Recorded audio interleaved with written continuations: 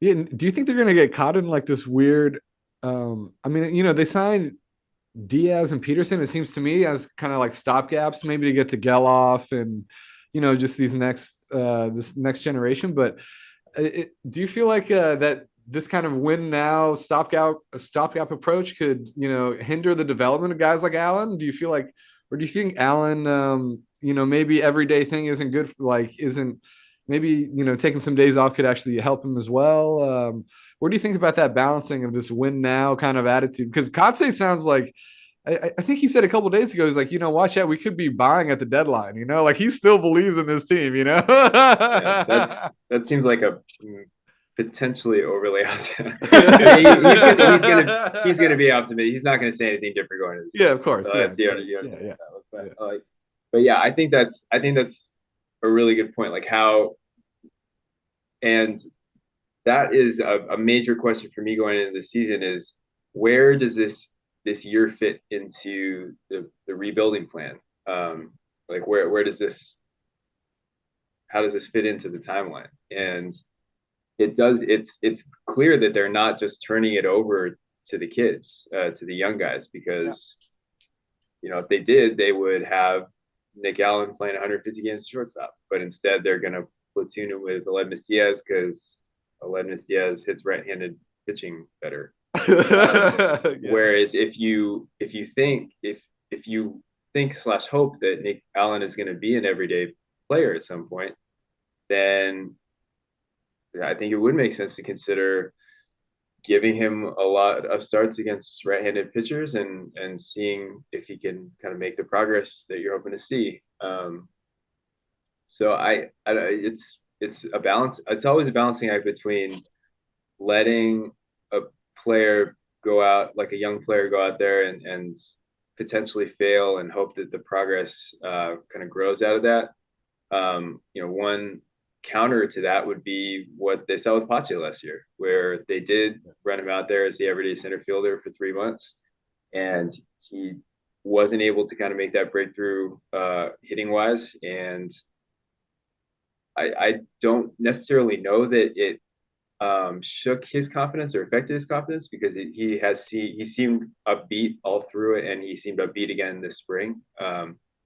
But if they're, that could be one part of the formula, just to whether how much you kind of throw these guys into the deep end.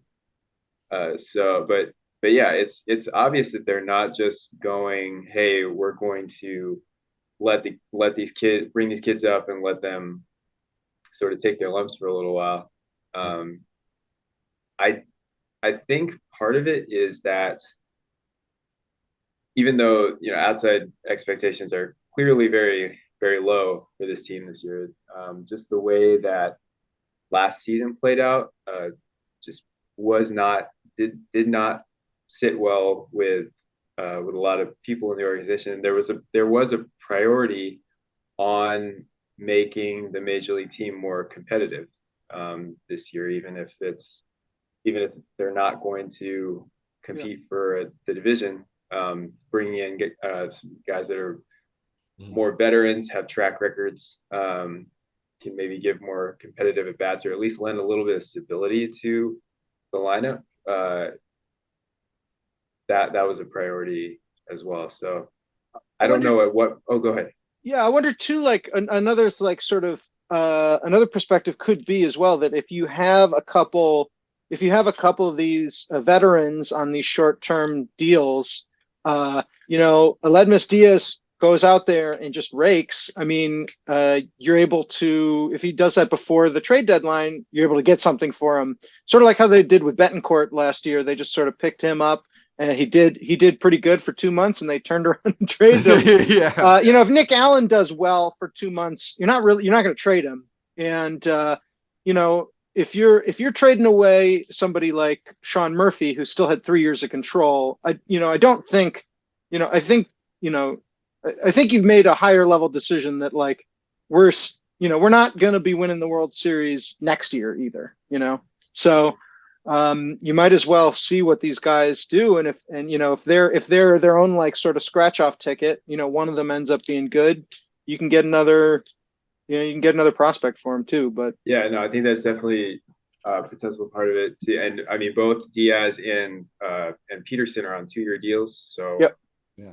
So yeah, if it's if they are kind of stopgap solutions, and you get to the end of this season and it does look like Geloff or somebody else, younger guys are going to come up and seize playing time, and you are ready to hand those jobs over, then yeah, you could look to move those guys somehow. I think Aguilar is on a 1-year deal, so I think that's right. Yeah. yeah, so that might be a little bit more of a lightning in a bottle thing. Like if he goes out and hits 15, 20 homers Hit in a the tank first half, last then night. yeah, Yeah, Let's he do hit it. look hit at a flip him like tank. Bethencourt. But yeah, no, I think that's a great point. I think that's part of it too. Yeah, because I wonder if that kind of argument applies to, like you said, Peterson and Kevin Smith too, because they could just roll out Kevin Smith at third base, but I think when you're paying Peterson that much, they're probably pretty pot committed to having him be a starter at this point. Yeah, Peterson looks like he's at least if he's not going to be the everyday third baseman, I think he's going to get a good amount of time there. He defensively is really good at third base last year. And the A's as a team were not very good at third base last year defensively or offensively. I mean, just kind of across the board. Kevin Smith. Not too many stolen bases at third base either. Good on special teams though. Really good lot. on special teams. Kevin Smith did play good defense for the 2 months or so that he was like the everyday third baseman at the front of the year, but he didn't hit either. And then when they started kind of cycling the other guys through, everything was not quite there. So I think they were just looking for a little bit more stability and production out of that spot.